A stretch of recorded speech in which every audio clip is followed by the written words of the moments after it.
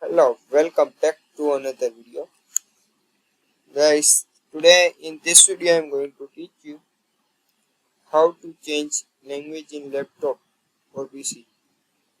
This guys a very easy and very simple method to change language in laptop. Guys, if you are new in my channel, please like, share and subscribe my channel. Let's start our video. First, click here search option.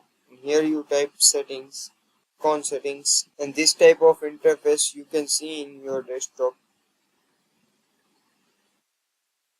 And go the accessibility point in down, you can see last third option. Click on it.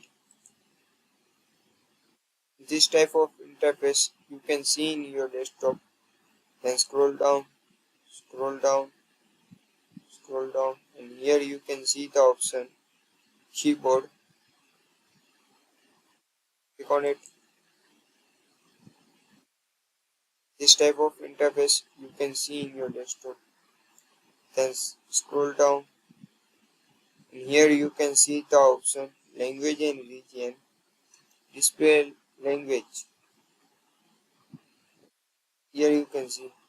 Click on it, and here you can see the option English United States, English India. And you have to add another language. Click on this add a language,